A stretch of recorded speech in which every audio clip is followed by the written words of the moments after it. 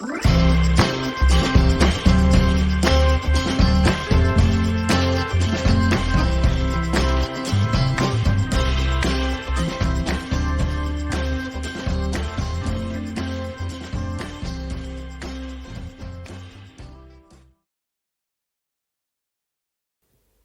a todos y a todas, bienvenidos a un nuevo vídeo. En este caso vamos a hacer el super repaso del tema 2 para Física y Química de primero bachillerato, en el que vamos a hablar de los gases. En él vamos a tratar de explicar rápidamente y resumir de manera muy concisa qué es la presión de un gas, qué es la densidad de un gas. Hablaremos de la ecuación de estado de los gases ideales y cómo ella deriva en las tres leyes que estudiamos en los cursos anteriores de Boyle, Charles y Gay-Lussac. Veremos también cómo Dalton establece una ley para las presiones parciales que nos viene a decir cómo contribuye cada gas en una mezcla de gases para la presión total de dicha mezcla. Y con todo ello dejaremos un tema que es súper importante, muy bien resumido y sin ningún tipo de duda. De modo que vamos con ello. Bueno, vamos con el primer apartado de este súper resumen, en el que os voy a hablar de la presión y de la densidad de un gas. La presión la vamos a denotar por la letra P minúscula, mientras que la densidad la vamos a denotar con la letra griega ρ. Bueno, un poquito sobre la presión rápido, porque ya la conocemos. Sabemos que la presión está relacionada con el número de choques de las partículas de los gases con el recipiente que las contiene. Cuanto más choques, mayor sería la presión. Luego, que sus unidades en el sistema internacional son los pascales, P mayúscula A, y que un pascal pues, es equivalente a un newton partido metro cuadrado, porque ya sabemos que la presión en otros tipos de problemas se calculará siempre como la fuerza ejercida por unidad de superficie. También tiene otras unidades muy utilizadas, como son la atmósfera, como son el milímetro de mercurio y como son los bares. Ahí os muestro la relación que guardan entre ellas y que utilizaremos simplemente factores de conversión para pasar de una a otra. Y por último, que se puede medir con un manómetro. Esto sería para medir la presión de un gas, mientras que si queremos medir la presión atmosférica, es decir, la presión, por ejemplo, que hay hoy en León, utilizaríamos un barómetro con B. Vamos con la densidad. En cuanto a la densidad, está relacionada con la masa y el volumen que ocupa un cuerpo, ¿vale? Eso de manera general, también totalmente aplicable a los gases, y se calcula como M entre V, masa entre volumen. Pero cuidado, en los gases depende de la presión y de la temperatura. Ya sabemos que la densidad de un cuerpo es una característica de dicho cuerpo. Por tanto, por ejemplo, el oro siempre tiene la misma densidad. Pero en los gases no, va a depender de la presión y de la temperatura, según esa ecuación de ahí que ahora no os voy a comentar porque la veremos más adelante en este vídeo, pero que viene de la ecuación de estado de los gases ideales. Por otra parte, sus unidades en el sistema internacional son los kilogramos entre metro cúbico, ¿vale? Masa entre volumen, y que se usa como un factor de conversión entre masa y volumen. Es decir, siempre que nos den como dato la densidad, vamos a poder cambiar siempre las unidades de masa a unidades de volumen y viceversa. Bueno, pasemos al apartado 2, que vamos a hablar de la ecuación de estado de los gases ideales. ¿Vale? Esta ecuación lo que nos va a permitir es conocer el estado en el que se encuentra un gas en un determinado momento. ¿Y qué es eso del estado? Bueno, pues sus características, es decir, podemos calcular o determinar su presión, su volumen, su temperatura o el número de moles.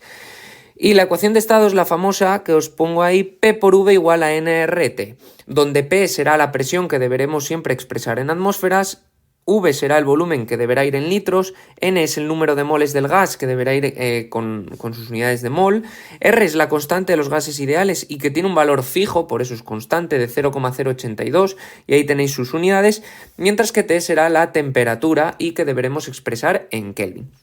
Esta ecuación es una de las más importantes cuando trabajamos en química con gases, ¿vale? Y es una ecuación que nos permite a nosotros determinar en qué estado se encuentra un gas siempre y cuando lo podamos determinar como ideal, es decir, en unas ciertas condiciones ideales.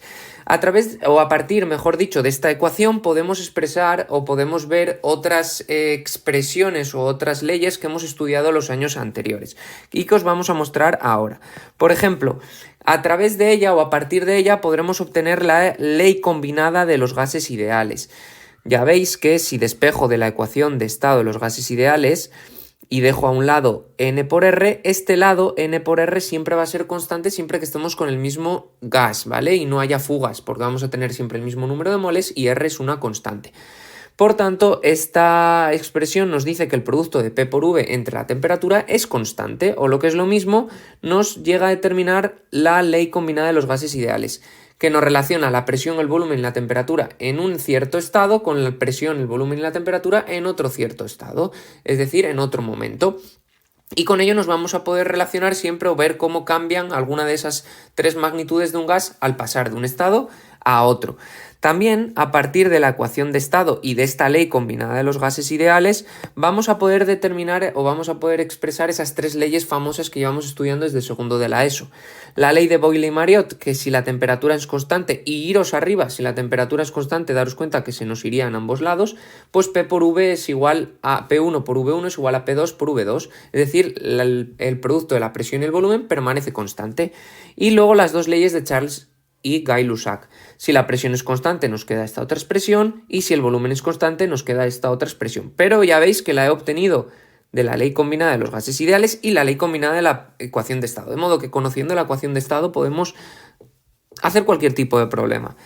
Y por último, tenemos otra expresión para esta ecuación de estado, porque a veces no nos dan como tal el número de moles, sino que conocemos el gas con el que estamos trabajando, es decir, conocemos su masa molar, ¿vale?, que simplemente la calculamos con la tabla periódica, y nos dan la densidad del gas, ya que es una característica muy fácil de medir en un gas.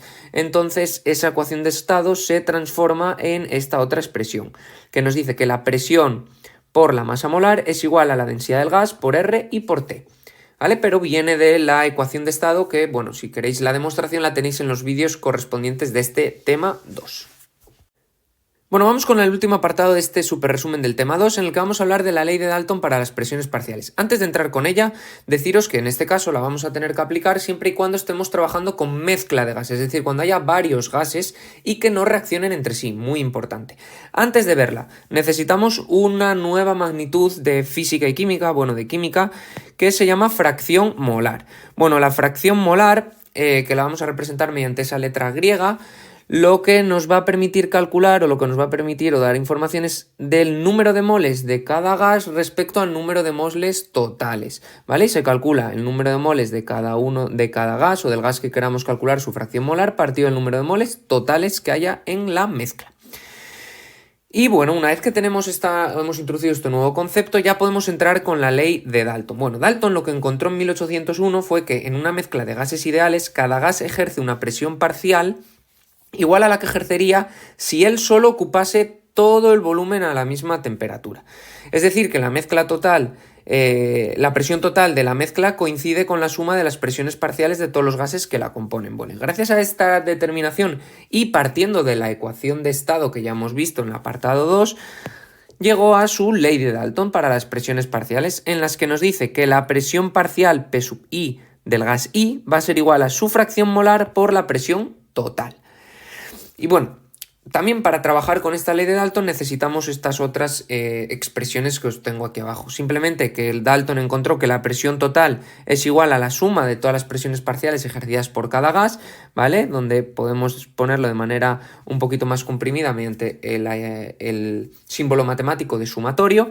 Y lo otro muy importante es que la suma de todas las fracciones molares ha de dar 1. ¿Vale? La suma de todas las fracciones molares siempre tiene que ser 1. Bueno, pues con esto hemos acabado este super resumen del tema 3 y si quieres tienes en mi página web el ponte a prueba de este tema 2, donde vas a poder enfrentarte a una situación real de examen, autocorregirte mediante mi vídeo que tenemos corregido todo el examen y ver qué puntuación sacas. Si te ha gustado el vídeo, no olvides suscribirte a mi canal, darle a like y activar las notificaciones.